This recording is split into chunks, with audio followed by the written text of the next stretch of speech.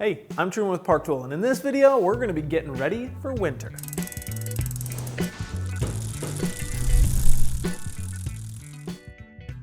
One of the most important considerations that you're gonna be making before you put your bike into storage is whether or not you should clean it or not.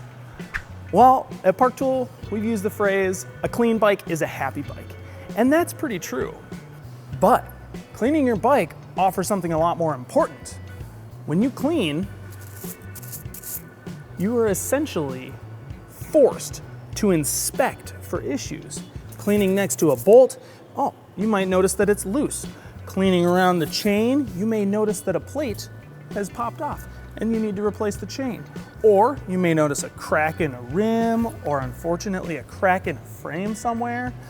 It makes you more aware of what's going on with your bike. Let's say you find an issue while you're cleaning. The winter is a great time to resolve those issues. If you want to tackle the repair yourself, you have a lot more time to look into it and do research and do the repair.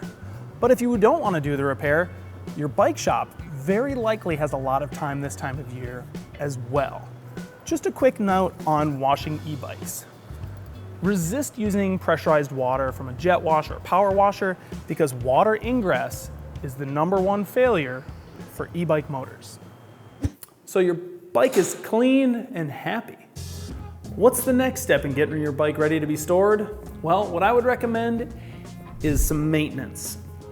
So what I'm talking about here is checking the wear on your chain, lubricating your chain, checking all the nuts and bolts on the bike, checking over the contact points, making sure your seat's not ripped, or your grips are not ripped, or just worn out, or your bar tape isn't coming unraveled, or your bar tape's not ripped, things along those lines. Other things to check would be cables and housings, making sure that there's no kinks or frays in the cable. Another major one is suspension. If you have a suspension bike at all, often it's recommended to service those every 50 hours of ride time, which is typically every season. So doing a lower service on a fork, doing an air can service on a rear shock, the winter is a great time to do those. And that maintenance is worth it and will pay for itself in the long run. I did forget one major one, which is tires. Check in to make sure that the lugs are not falling off. If you have a road bike, make sure that it's not checked to the point where you're seeing cords or there's any wear lines. And also maybe monitor how much sealant is in the tire. Over the winter, a lot of times that sealant can dry up in one area and then you'll get kind of a flop in the tire. So sometimes you may want to consider even removing that sealant, but that would be an extreme thing to do. So your bike is clean and maintained and ready to be stored. But how are we going to store it? Is it okay to store my bike pointing upwards or upside down or pointing downwards? Is it okay if I store my bike on flat ground with flat tires? What temperatures are okay to store my bike in? These are all great questions, and we'll get to those in a little bit. If you have any other questions that we don't cover, please leave those in the comment section below. If you have information that you want to share with people about storing your bike, please leave that in the comment section below. And while you're down in the comment section, you might as well like and subscribe to this video. We love that. And with that, let's get a little bit further on how we're going to actually store our bike. There's plenty of ways you can store your bike. This all depends on the space you have available, and along with that, the resources you have available. There's fairly simple storage, like leaning it against a wall, that is perfectly acceptable. You could roll it into a roll-in rack. There's also storage like using hooks, and with hooks, you typically will end up storing the bike either pointed upwards at a 90-degree angle, pointed downwards at a 90-degree angle. You can use hooks to store your bike upside down. Fun story about hooks is Park Tool. We may credit ourselves with inventing the rubberized storage hook. We have been selling rubberized storage hooks since the early 70s, maybe even the 60s. It was one of Park Tool's first products. These were extremely popular. Park Tool still continues to this day to sell these at a competitive price on the market. But when you're storing your bike in a vertical position, is that okay? How does that affect your suspension? Well, everything's gonna be fine. If you do this on a modern bike, nothing's gonna happen at all. But let's say you have a bike like this one over here. This fork has what's called an open bath. And with an open bath, part of the fork leg is completely full of fluid. And the damper is submerged in that fluid, and there's air above that fluid. If you flip it upside down, the fluid will go where the air was, and the damper is exposed to the air.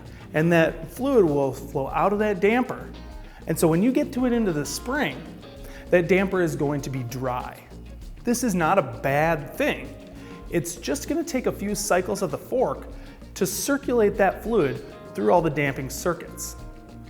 So, totally fine to store your bike in an upward angle, upside down or pointed downwards. Totally fair game. So how about temperature? Temperature is not a huge deal, but it is something to consider. The thing about temperature is the swings in temperature typically will cause condensation. Condensation is going to be happening inside of the frame, on the components, and that condensation can lead to corrosion. And corrosion is something that you should be concerned about when you're storing your bike.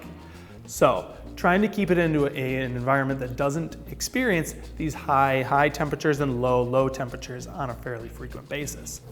Another thing to consider is chemicals that may be living in your garage.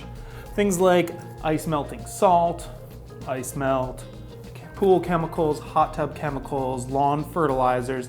Those things can off-gas chemicals that can cause corrosion. So it's just another thing to think about when you put your bike in your garage. Electronic shifting systems and the batteries they use. Shimano Di2 systems use a main battery that's often stored in the seat post or in the bike's frame. Those batteries should be kept at least 50% charged and should be charged at least every 6 months.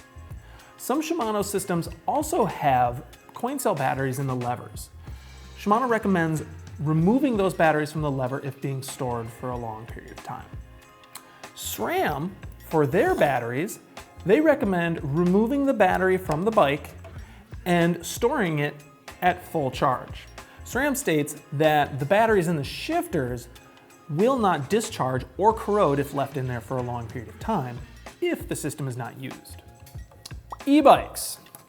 E-bikes are mostly just a regular bike with one glaring difference: the battery.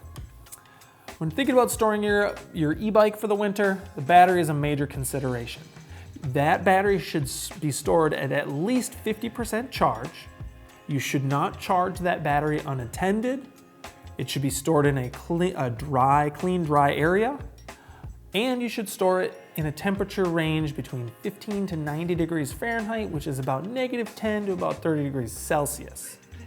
Also, if you're keeping it in the garage, also take into consideration what we've already talked about, the condensation that can happen. The large temperature swings lead to condensation, and that condensation can lead to corrosion. So just keeping that in mind when you're storing your e-bikes and all your other bikes is important. Bike storage is fairly simple and shouldn't be overthought, but with a little bit of forethought, you're gonna be a lot more prepared to start your next season of riding. So I hope you found this video educational. I hope you get out there and get your hands or your gloves dirty, and we'll see you next time on the Park Tool YouTube channel.